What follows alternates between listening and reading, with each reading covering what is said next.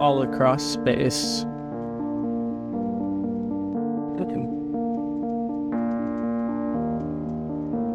All across time. Mysteries that we can't understand. Dude, this is a fucking drone, bro. There's a whole fleet of them. Look on the ASA. My gosh. They're all going against the wind. The wind's 120 knots from the west. Look at that thing, dude. Looking into the stories and those behind them. Welcome to UAP Insight Podcast.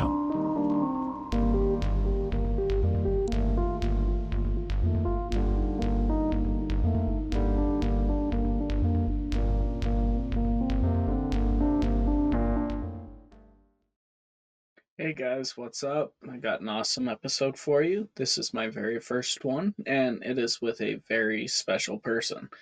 So today's guest is Lenval Logan, better known as Logan, former UAP Task Force member, as well as a member of the intelligence community, Air Force veteran, and entrepreneur.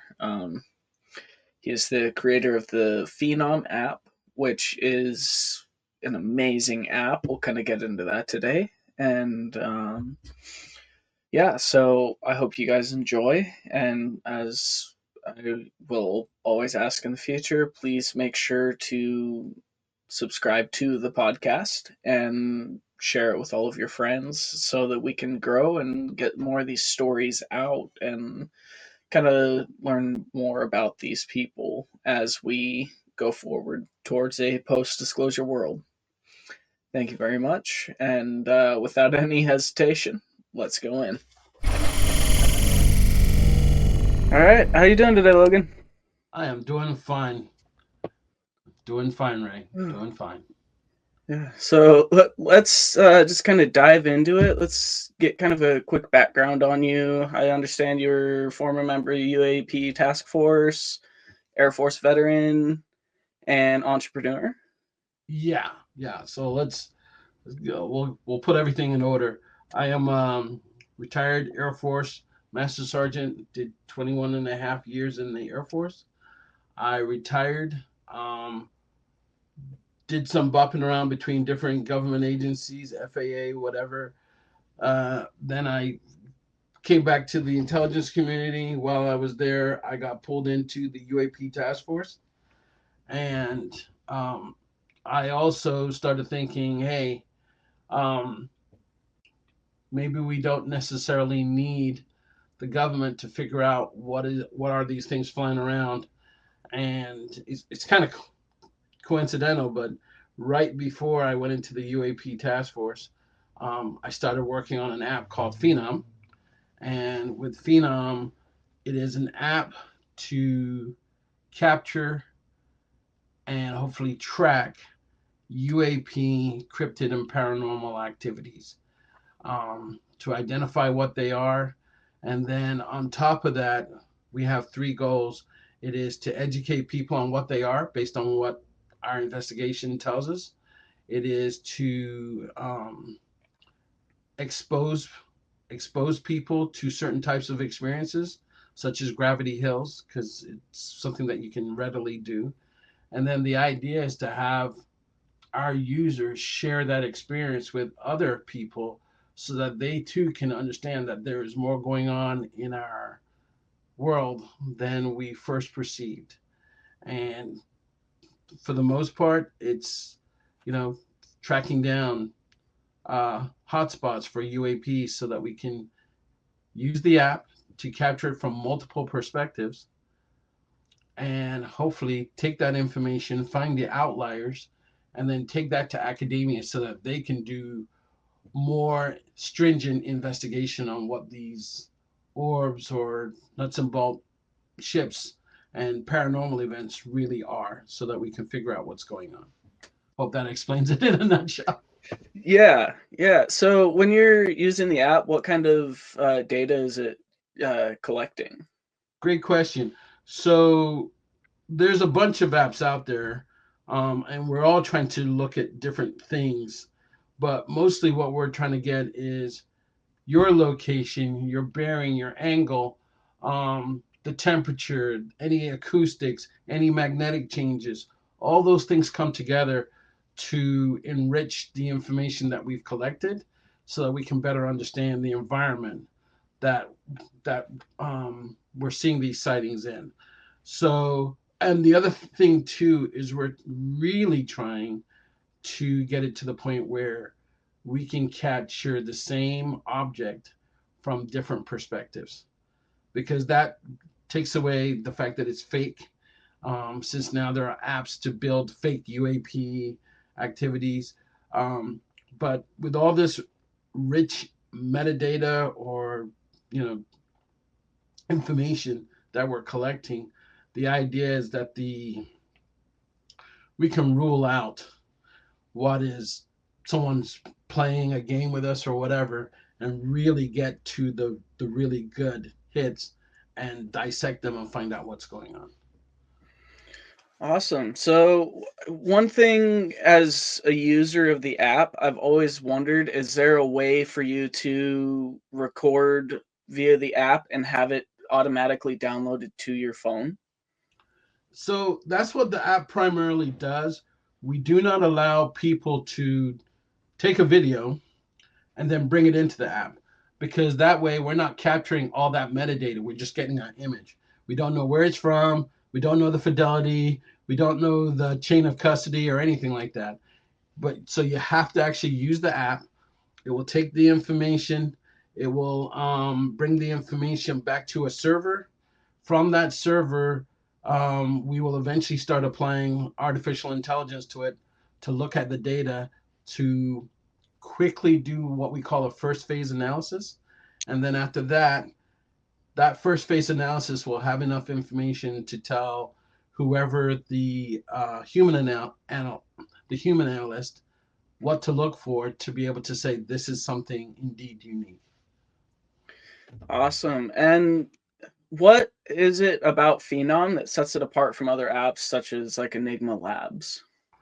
Well, my understanding with Enigma Labs is that Enigma, whenever you get any data, you collect any data through their app, it is theirs in perpetuity. Okay, they own it.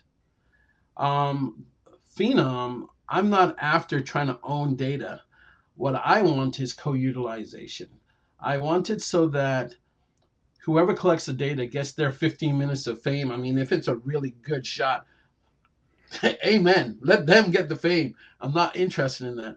What we're after is if we get multiple bits of hits all on the same object. What Phenom's really into is that we have a co-utilization agreement that says um, that I can use the data as I want to. And really what it's about is me going, not having to go to each person. Let's say I've got 7 people that have all seen the same thing, kind of like the Phoenix lights. Everybody saw it. All right. Yeah. I don't want to have to keep going, Mother, may I use your image? Sir, may I use your image? Young man, may I use your image? I just have permission, and that way I can put it all together. But at the end of the day, the person that collected the data, and I intend to put, unless they put down that they're anonymous, I intend to put their names down in bright lights and say, this is the person responsible for that video or for that image. And I think that's a great way to kind of help bring the entire community into this subject, by allowing those who are actually capturing the real, true imagery to be able to share it in a public forum. Thanks. Um, That was my goal. and I think you've done an amazing job with it. The layout of the app is very simple, easy to use. And as long as you make sure you have the settings for recording lined up exactly as prescribed by yourself, it works incredible. Amen. We did have a little problem there where people would just start using the app and not going to settings and set it up correctly. The settings allow you to say whether or not you want to use cellular, which we hope you do. And then also too, that the capture mode is in continuous. That way you press it once and it won't stop recording until you hit the record button the second time. The way it's currently set up, you will hit it and it will only capture something for 15 seconds, take a snapshot, and then that's it. You're done. What we want is for people to put it on continuous so that it takes a snapshot, 15 seconds of video, and take another snapshot because sometimes an image is better than video and sometimes video is better than an image. And collectively it gives us a wealth more of information if we have both those aspects. Yeah. So, has there been an effort yet within Phenom to integrate flight tracking and space object tracking? We intend to do that. This has been a one-man show, and I've been using all my savings to do this. So we do have that in the pipeline as something to do to add ADSB and some other things to the overall Phenom experience, if you will. That way, if you're looking up and you see something, if it's got an ADSB track, maybe more than likely it's not a UAP, but it could still be something very interesting that you're seeing. Well, and also I think that adding in like a flight tracker or something like that can help reduce the amount of people misidentifying objects. 100%. And the worst thing I don't like is when people just give you a picture and just say, what is it? With there being no context or nothing. So if you've got flight tracker and it says it's a Boeing 747, at least the question now is, where did you see the Boeing 747 and why is it there?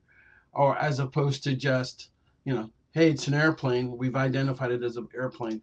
Or I saw a bright light. Well, if you had the ADSB or some kind of flight tracker, you would know that at the precise time that you saw this aircraft go by, there was a C-130 or there was a Boeing 737 or an Airbus going by in the exact direction that you're pointing and at the speed indicated that you think it's going. So a flight tracker is definitely in the works. And what's something that like the average person can do to help support your efforts in that? Well, if would love to say donate to the do have a GoFundMe and I can send you the information on that. But use the app and just participate. I don't care if you use my app, although I'm biased, but I really would prefer people to just participate because there's something going on. We don't have all the answers, and just your participation could help us get the answers that we need to figure out what, where we are in the big scheme of things. Yeah, I think that's awesome. And I will definitely include the link to the GoFundMe in the description of this. And that Thanks. way, those who are able to support you with monetary donations will be able to. Um, so let's kind of get more into the UAP UFO topic here. Take me back to when you were a child and you had your first experience in England. Ah, yeah. So I grew up in Nottingham, England, in the area known as Lenton Sands. You can pull it up on Google Earth and you can see there's a roundabout. And I was born not too far from the castle of Nottingham, Sherwood Forest, Robin Hood, all that stuff.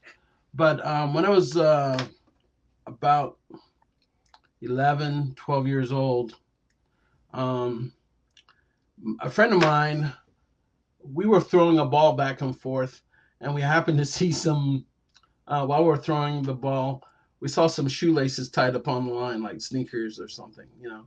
And I noticed that way off in the distance, there was this red thing that was glowing.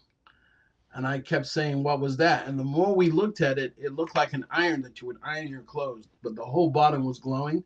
The top was gray.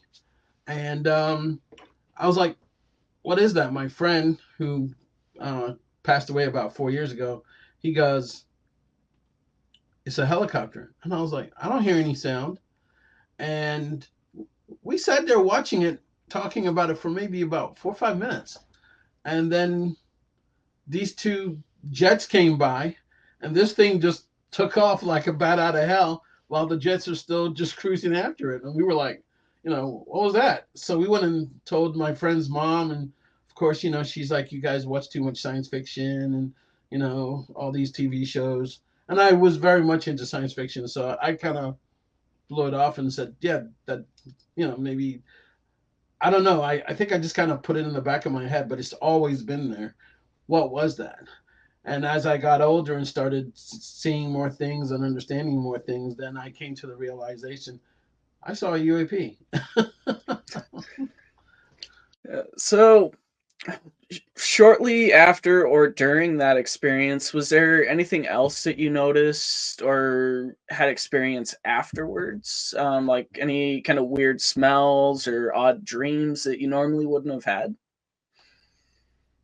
Not weird smells, but I did have dreams. I had some very vivid dreams about people talking to me, but I didn't. I just figured those are dreams. I'm not sure if it has anything to do with the UAP stuff, but I do remember some vivid dreams and me trying to tell my mom that our light was broke and that people were messing with the light and she thought I was. So I just kind of like, okay, just leave it alone. I asked my mom about it years later and she goes, do you remember all that? And I was like, yeah. And she goes, you were like 2 years old when, you know, when you talked about brilliant things. And then later on, she was in the US and I was still in England. And I was asking her, I said, Mom, she said, you're remembering when I went to surgery or something like that. But I asked my mom about all this stuff later, and she was just like, "You had a very active imagination." So I've just put it away as active imagination. Yeah, I know some researchers into the topic have recently kind of started going more into the woo and that sort of thing. And I know, you know, as you stated on Joe Rogan, you're just going to you're not going to run from the woo, but you're not going to be the first one to run to it. Amen. The woo thing, it's a part of this experience. So you have to accept it. I mean, at first I was like, nope, nope, not going to do it. I don't care what happens. And then after a while, certain things start happening around you, and you're like, okay, just kind of accept it. A person told me one time that if you tell the universe or whoever, the NHI, you know, don't mess with you, they won't. They maybe observe you, but they won't mess with you. And I'm hoping that's the case because I'm like, I don't necessarily need to meet one, an NHI, you know. Yeah. Um, but if it happens, I'll deal with it. But I'm hoping that just in case, regardless, I'm not the slowest runner if something bad happens. Well, just remember, if you are running and there's someone else, it's okay to trip them. Exactly, exactly. Yeah, so going forward, kind of getting into kind of the Air Force years. So, what initially got you into the Air Force? So I came to the U.S. and my plan. I was 13 when I came to the U.S. or so, and the plan was always to go back to England because in England at the time your education was free. Not so much anymore, but back then education was free. I figured I'd just go back to England. So that didn't happen. So I joined the Air Force hoping that my first assignment would be back to England, go see my friends. Because when I left, my mom asked me if we were coming to the US for a vacation. And I never got a chance to say goodbye to my friends. So this was my way of like, oh, okay, I'll go back. My first base just happened to be Upper Michigan, Marquette, Michigan. And I froze my butt off, got frostbite 3 years in a row, and said, okay, now I'll put in for England. And I got Germany instead. Well, I mean, at least you went over it. Yeah, but it's not that bad because that in particular is where I had my next experience. I started off as a B-52 crew chief in Upper Michigan, and obviously the flight surgeon looked at me after I got frostbite for the third year in a row, and he goes, "Logan, I don't think you got the memo." So, so I said, "Okay, if I'm going to stay in the Air Force, I'm going to cross train." And they gave me intel, and I was like, "Okay." So I had a chief master sergeant that told me, he said, "You're a fixer, you're a solver."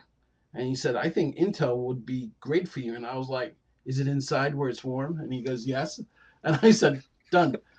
So, so I picked intel, and this was January 1990. I just finished intel school, was on my way to Germany, and as we were flying over, coming down over Iceland, going towards Scotland, um, I was looking out the window and I just happened to see this arrowhead looking thing zigzagging back and forth in the clouds. And I asked the people next to me, "Hey, do you see that?" And they saw it too. And then I thought, oh my God, I haven't even started my intel assignment yet, but there's some cool stuff going on. I'm going to get briefed on some cool stuff. And nope, I got there, looked at my weapons and tactics officer later on after I got there, and they're like, "Don't know what you're talking about." So I was like, all right, cool, no worries. But then Desert Storm happened. Went to Desert Storm. I was got back to Europe, and British AWACS flew into my base, and I got a chance to go fly with them. I did, and while I was up there flying with them, I said, "Hey, what's that thing out there that zips around and does all kind of cool stuff, all kind of cool movements, sharp corners and high speed?" And they first showed me a video over Europe of the radar scope showing me the SR-71 go through, and it was that sucker was hauling butt compared to everything else. All right, so I was like, "Yeah, who's that?" And he goes, "You know." I was like, "No, I don't." Finally, they said it was the SR-71, and I said, "Well, that couldn't be because I knew about the SR-71." So I said, "Yeah," I said, "This guy did this ziggy zaggy thing in and out of the clouds, and he would move weird." And so then they showed me another one, and sure enough, every movement of the radar as it swept around, there was this object that was in a different spot, and I was like, "Who is that guy?" I think I used the MF term, uh, and they were like, "You know, Logan," and I was like, "No, I don't." Finally, they go, "We don't know either." They said, "We've just always assumed it's you Americans playing us." And I said, "What do you mean?" They said, "Every time we try to do a radio call, he never answers. Whenever we vector other aircraft towards him, he always moves away.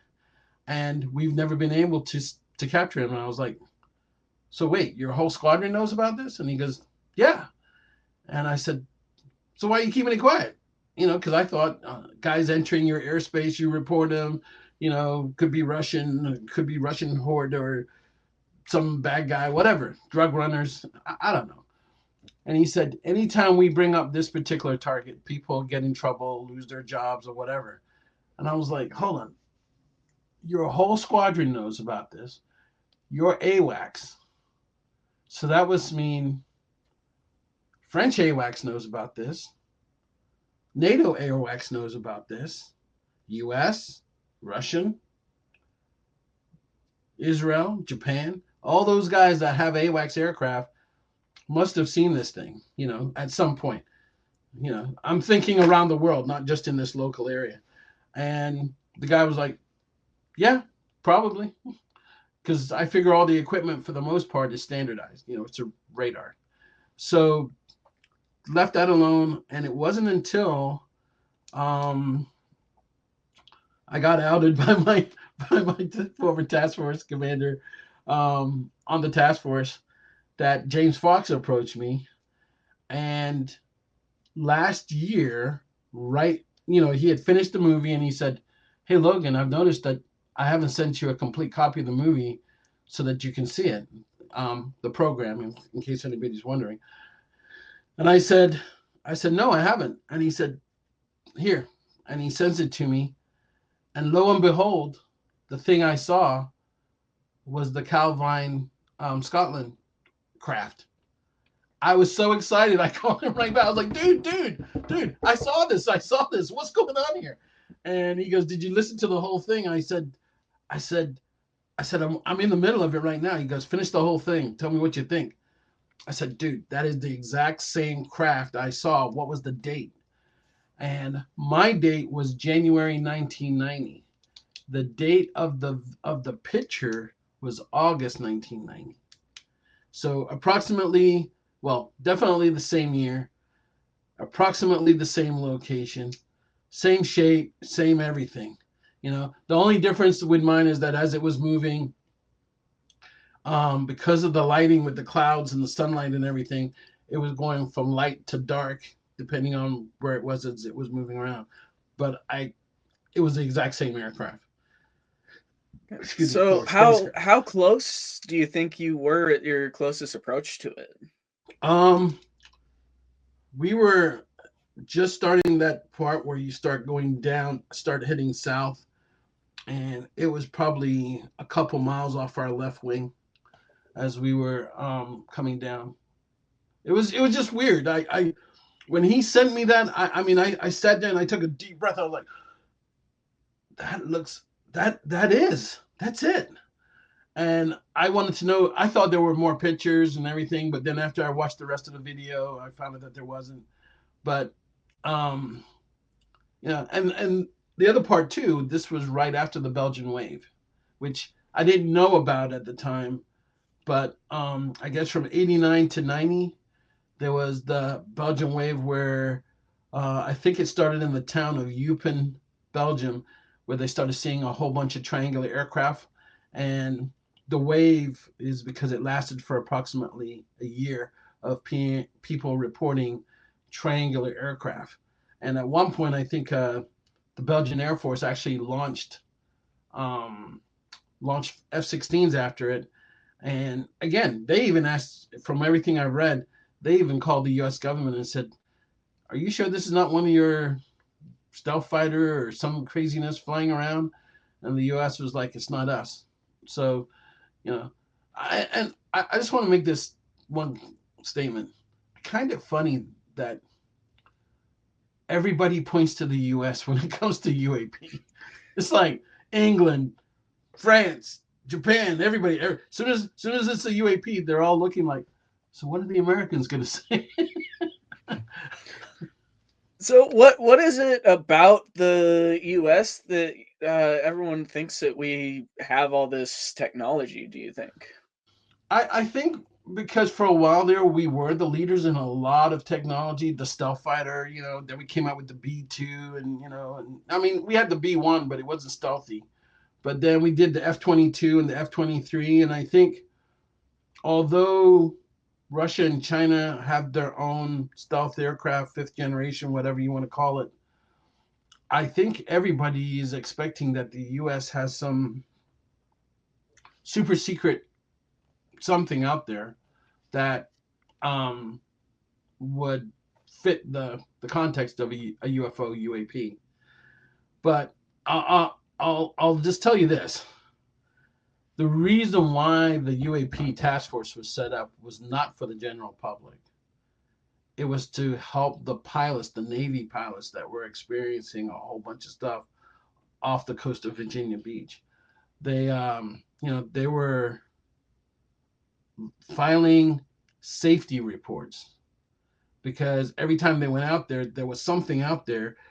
Someone would tell them the range is clear, they're not seeing anything on radar, and they'd get out there and there'd be this red light or there'd be this object.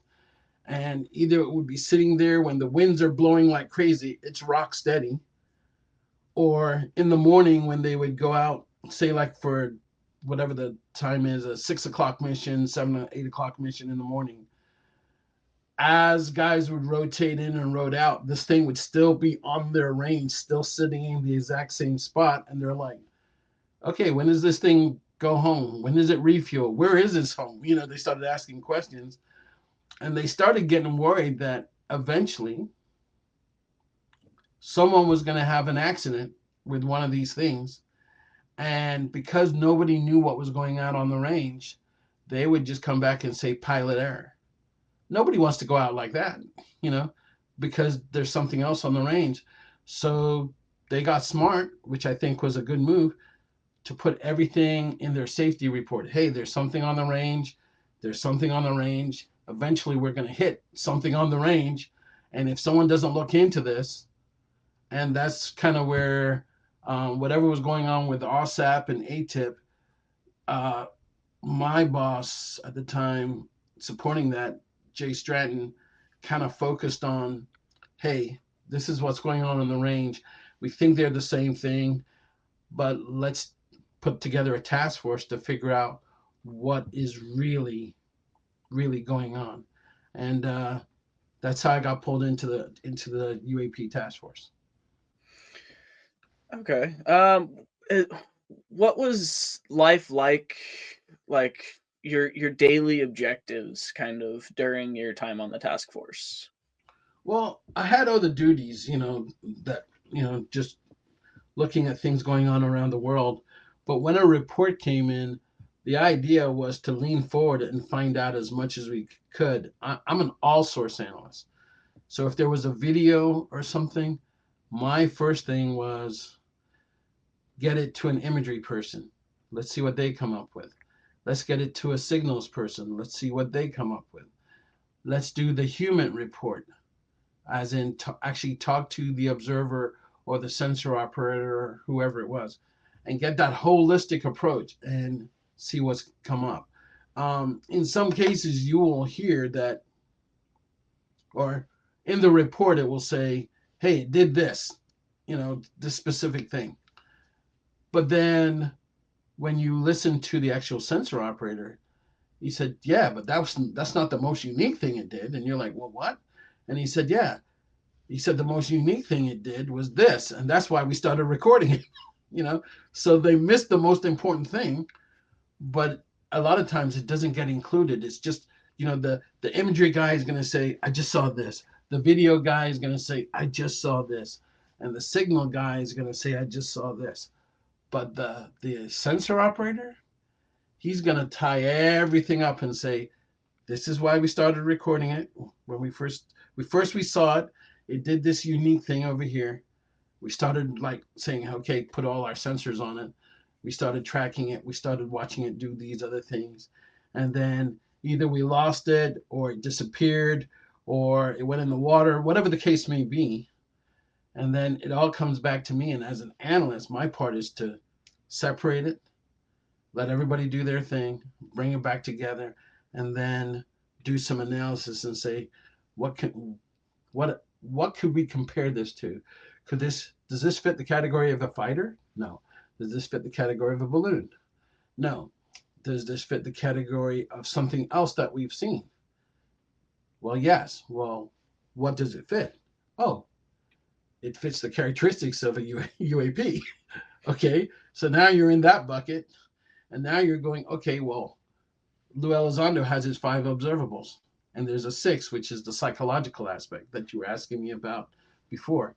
So you kind of go through that with the sensor operator. Hey, did you see it do this? Hey, what about this? Because the biggest question I get, especially, it's for the nighttime objects that are seen. It's, why do they turn their lights on at night? It just makes it easier for us to see them. And I think it's some form of communication, but I don't know. I'm in the same boat as everybody else, or as most people, trying to peel back the onion layer, to figure out what these things are, because usually, if we could sit there and say, every time we see one of these things in a given area, does that correlate to a visitation or an abduction in that area? I don't know, but I'd like to get to that point to where we could find that out for sure. I'd like to know um, if they're spending all their time in the water. Where is it? Where we suspect Atlantis is supposed to be, or is it something else? Do they have underwater bases? Do they have moon bases? Um, I mean, I'd like to write out all these hypotheses and figure out where some of these things, what some of these things are, where they're going, how they're doing it. Um, Little side thing here. Some friends of mine, when I used to live in Philadelphia, we built a book called Omni. We just called it the All, but it was Omni.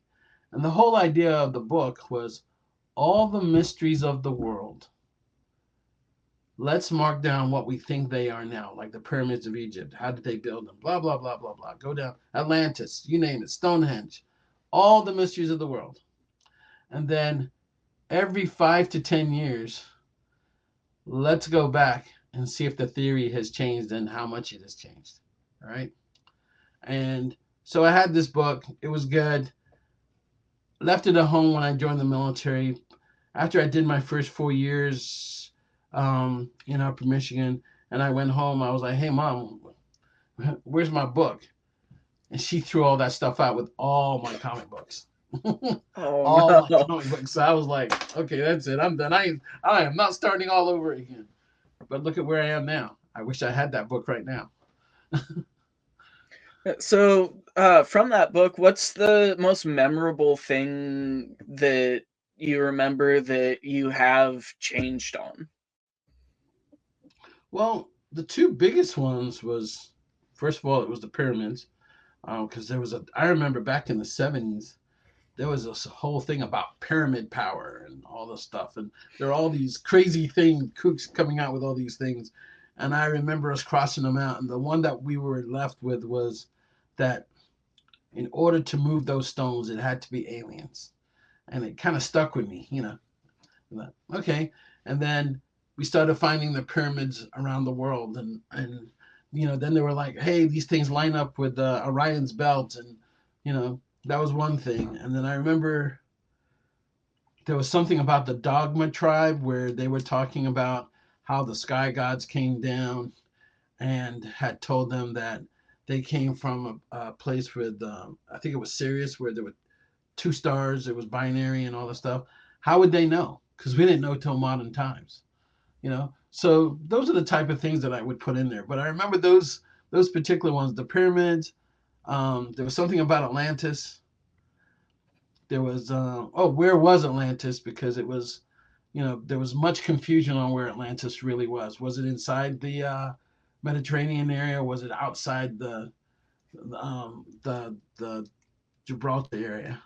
And then the those tribes, and then there were, what are UFOs, the typical stuff. But those are the That one things that came I full really remember. circle. What was that? That one definitely came full circle. Yeah. So those were the things that really got me. And then there were like, in that book there was like, the faith healers that could put their hand on you and heal you, and it was that hypnosis, or did they just, or when you go to church and you see the preacher go, I heal you, and you're laughing and you're like, is that real? What's going on there? And so again, the idea was to document all those things, and see, because it could be, for the faith healing, it could have been 10 different guys, but what if all of them were fake but one? you know That one is the um only one you need. Thank you. But then you have to investigate it. I mean, I don't know if you've heard there's a story about a general, um um Colonel John Alexander told me about a general that bent spoons. All right. And he said the general was like, I wish I hadn't done that, and just kind of got up and said, we will never talk about this again. Okay. And he left. And it just so happened that I was having a conversation. This is what we, coincidence, or we call it the invisible hand. Um, just so happened I bumped into a guy who said what's Phenom, and we're talking about it, and I'm telling him, and he goes, and I said, yeah, there was this general that did something, and he goes, I know that name. He goes, Logan, my father was a colonel that worked for that general. And he said that that party where the general bent the spoon, my mother was present for that. I was like, what? And he goes, yeah. He said, um, when we get off the plane, he says, I'm gonna call my mom. So he called his mom, and she goes, oh well, I don't think it's that exciting, but if he wants to talk to me, tell him he can give me a call. Hell yeah, I'm gonna give her a call. I want the no kidding eyewitness. What really took place? None of this second guessing or whatever. But it just I was like, what are the chances? I'm on the plane with someone whose mom was actually there at that meeting. So I kind of get excited about it because it's like there's through you and all these other people, there are all these things that are taking place that I feel that my proper place in all of this is to capture information and let smarter people go through the data and figure out what's really going on. Yeah, and I think your entire mission is not only rounding success in the making, but well on the way. Well, thanks. Thanks. So, for this next portion, there's a few questions that I gathered from some friends and family that they would like to ask you. Sure. Yes, I'm black. So, yeah, well, I'm a frozen mayonnaise stick, so we got that out of the way. So the first question is from my wife, and it is a very good question, I think. It is, what's your choice of food for a Friday night? I like steak. Um, my my comfort food has always been steak, medium well, and I don't care if it's steak with mashed potatoes or if it's steak mixed with vegetables and rice or whatever, but that is my comfort food. My comfort dessert is a Sara Lee French strawberry cheesecake. That's more than reasonable. um, can't eat that all the time, but that's my go-to dessert. Yeah, awesome. And then one of my coworkers actually took part as a Marines First Recon during Desert Shield and further into Desert Storm. Question that he had for you was, what was your first thoughts when you got told you were going to deploy into the area? Well, that's an interesting question. There were several of us that were all cross trainees into the intel profession, and we wanted to know. We volunteered to go to Desert Storm, not to go kill anybody or whatever. But when you go through the schoolhouse, some of the things didn't make sense, and you wanted to know, does this really work? And in the way they set it out, they made it sound like it worked. But when you got there, um, bad information is bad information. Garbage in, garbage out. And we got some bad information initially, and we had this one colonel, love him to death, won't say his name or anything. But the first night of the war, um, we told him where everything was, bad guys, good guys, whatever. And we said, sir, this is the best place for you to be because there's nothing here. And that just happened to be where the missile came from that almost hit him. And so he was not happy when he saw us. Okay. And he said, gentlemen, if you guys don't get your shit together, people are going to die. And he took all of our training books that we got from school and he threw them in the trash. So we're like, but that's our Bible. That's what we do, you know? And he just looked at us and said, find a better way. He said, our people are going to die. And we did. And it made us understand what we could use in the book and what was trash and what we had to improvise on. And the biggest thing you can learn that I learned over there was work in a joint environment, because there's nothing like the school of hard knocks to wake you up. But in order to figure out what's going on, you may get the same piece of equipment that the Marine Intel guy, the Navy Intel guy, whatever had, but you may use that piece of equipment totally differently. And they're pulling out more information out of the system that you got than you are. So it makes sense for you to learn how the Marines used it, learned how the Army used it, learned how the Navy used it, and then come up with something new. And it seems during conflict, that's the best time to learn anything.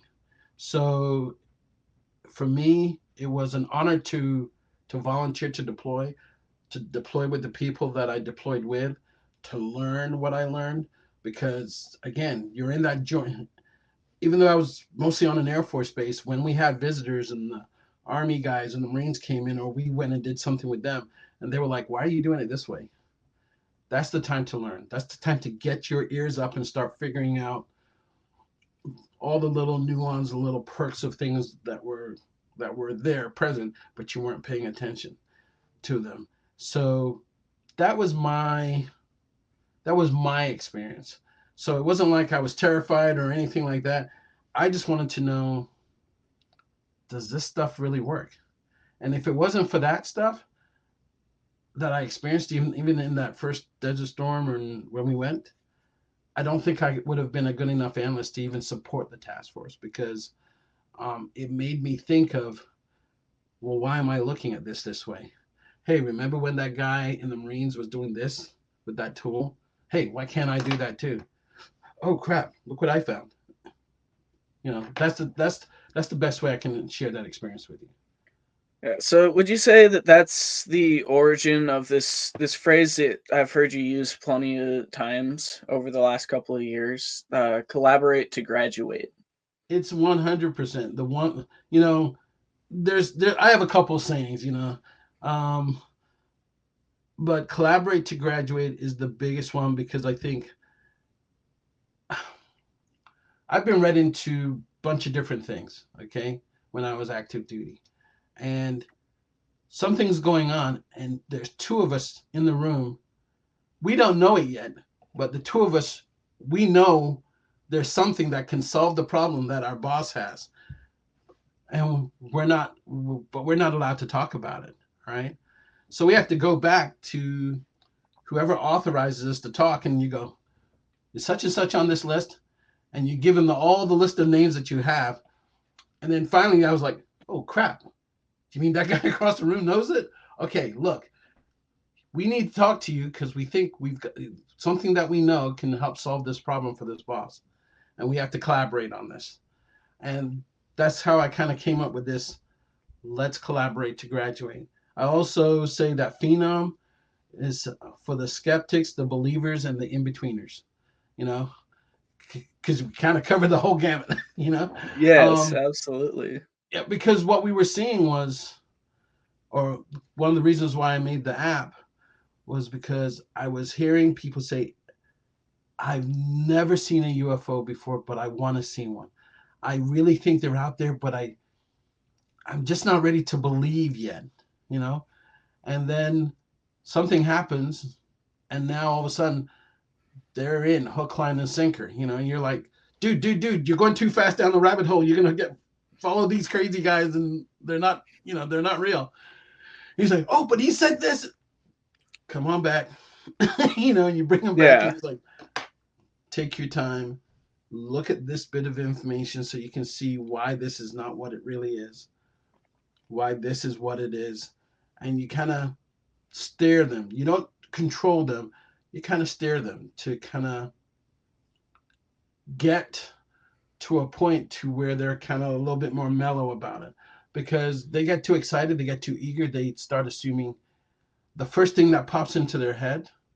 It's like, how propaganda works. You throw them something that fits with everything that they want to hear, so now everything that they hear, it's got to be true. What was that term that we used to say? Oh, because it's on the internet, it's true. I mean, I heard that on the internet, so it must be true. Good point. Good point. I guess kind of the last question I've got for you today came from my brother.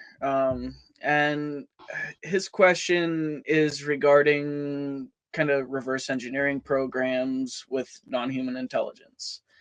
Um, he's wondering if there's anything that you believe that is currently in the public sphere that may have come from reverse engineering of any sort of non-human intelligence, be it craft or biologics. I personally don't think so, but there's a lot of literature that says, stuff like fiber optics and stuff like that actually came from craft. And I think that type of technology, like CD-ROMs and all these things dealing with light, they've been ingrained in our society for so long that I don't see them as NHI type stuff. It's just there. I'd like to think that we did figure it out, but um, I personally could not say that. All I could say is that, put it this way, when there's a story, this will be better. There's a story about a lady that was, I think it was in South America, and she watched the light come out of a UFO. It didn't do an instant on. The light came out slowly, and she was just freaked out by that. That the beam is like they were controlling the very light itself, right? And as a guy that likes to think outside the box, you first thing you think of is that's crazy, but then all of a sudden you go, that could actually be possible. If someone else has demonstrated it, and if this phenomenon is real, that means you can control light coming out of something. And now it starts giving you new ideas. And I've been a good idea fairy where people would come to me and say, "Hey, what do you think of this?" And I remember having a discussion with my boss. I said, "Sir, I just want to let you know, um, I'm not a genius, but I did sleep at a Holiday Inn last night."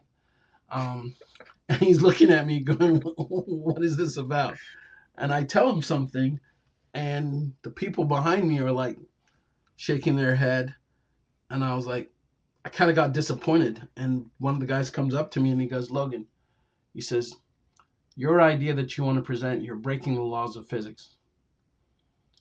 And I was like, okay. I said back to the drawing board. And then a few days later, like three of the scientists came in and said, "Hey, Logan, we thought about what you said. And the way you said it, it sounded like you were breaking the laws of physics. But guess what?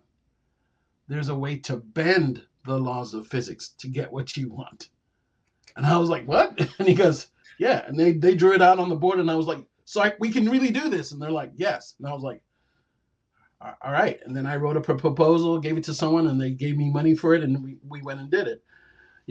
So the question is, there could be things that we've seen and someone not necessarily got something off of alien craft and used it and re-engineered it, but it could have been something that was seen, observed, that made us believe that it was possible. And we just pumped enough money into it to the point to where we figured out how we could actually do it. And that's the best I can tell you about what I would think about reverse engineering. It's not really in my opinion, until I see it for myself. It's not reversed engineering, it's observed engineering, and then we try to do it ourselves and make it real. Awesome.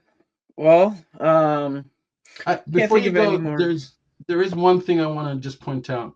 You probably weren't going to ask me, but I've been on this kick for a while now, and that is kind of like your friend that was asking from the Marines.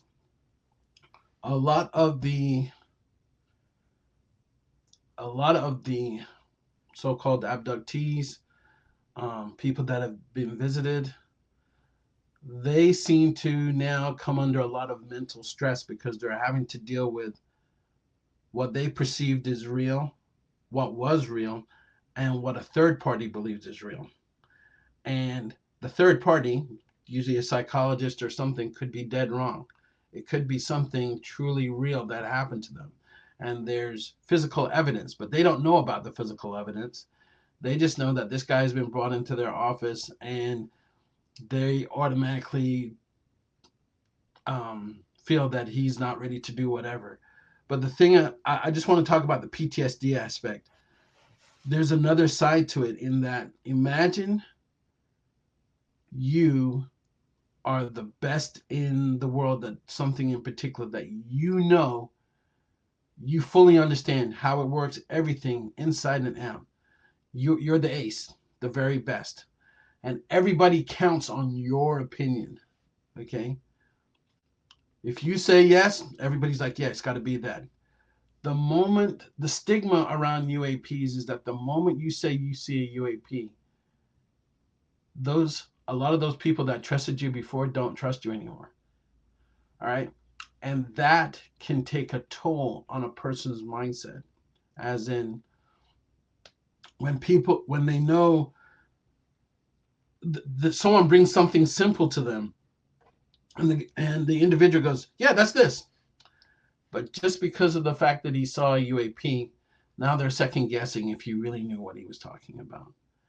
And I think for all those military members that have seen UAP and all this other stuff, whether it's UAP, whether it's cryptid, or whether it's even um, paranormal of origin, when we come back and tell our leadership that we've seen these things and now they don't believe us, that takes a huge toll on an individual's mindset because they have to reconcile it with themselves, their family, and everybody.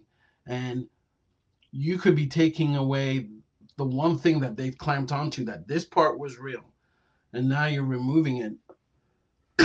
Excuse me. And now it's no longer, they don't have anything else to hold on to. The way they used to break soldiers in Vietnam was they would try to find out what a soldier depended on. Um, Usually, the best thing that you could depend on if you're a prisoner of war was your belief in God. But if there was something else that they could get at you with, there was like soldiers that always had, faith that their wife and their kids were safe. So one of the ways that they would break a soldier is they would get a copy of a hometown newspaper, rewicker it to show that, hey, do you realize that the moment that you got caught as a prisoner of war, your wife remarried and your kids have a new father? And now that broke that guy's spirit, and then they could get to him. All right. It's the same way with this stuff, with this UAP issue. There are certain things that we're holding on to. And in order for someone to say it doesn't exist, they have to strip away at something that that person depended on, and it is affecting them dramatically. And I think we seem to forget about that. And I've seen a lot of on Twitter, I'll say it, on Twitter, I see a lot of people, because some of the things that are being said is not their truth. There are some very nasty people lashing out at other people just because they experienced something miraculous and they didn't. The last example I will give is think of the kids in Zimbabwe. I think it was Ariel School. Imagine this: you're being raised in a Christian school. All right, you're told to tell the truth. You're supposed to do the Christian-like thing. Something miraculous happens, and when the kids come back to tell the teachers, the very teachers that are teaching them this belief system say, "Okay, we don't believe you." Think about what that would do to a kid's psyche. So, and that kind of travels all the way up to when they're an adult now. It affects them. And the last part to this is because I just mentioned the kids in Zimbabwe, I really do think that there was an attempt from the 1950s all the way up to the mid 1990s, where there was a deliberate attempt for these entities, NHI, to reach out to kids so that now when we're an adult, we can be more accepting of them when they do reach out. It's just a hypothesis that I have, but it seems to me that a lot of kids or adults seem to remember activities when they were a kid, and then things stopped for a while, and then as they grew to adulthood, things started happening again. So we have to be a little bit more open-minded, I think, to see and understand what is going on with those people and be there to sometimes just be their brother's keeper or just be there to listen. So with that, that's all I pretty much got to say. Yeah. And moral of the story is to kind of break it down into 4 words. Don't be a dick. I like that. Yeah, I like that very much. All right, Logan. Well, I think we're just about out of time, so I think I will let you go, and I hope you are doing well. I hope you and your wife have an excellent week, and uh, you know, Thanks a lot, Ray. Anytime you need me, give me a holler, all right? yeah, I will do. Thank you again to everyone who has tuned in from the start to the finish. And I will include all of the links to Logan's websites in the description. So there is his GoFundMe as well as Phenom.earth, which is the website for the Phenom app. I will also include any links to socials that were shared during this episode, including my own, Logan's, and going forward, I'd like to include social links to all of those who participate in this, those that are willing to at least. And I want to make sure that everybody that I talk to is working together to try and increase transparency on this topic as well as increase awareness. So please don't forget to follow the podcast via either YouTube, Spotify, or X at Raygun1980 and stay tuned. There's a lot more coming. Thank you very much. Have a great night.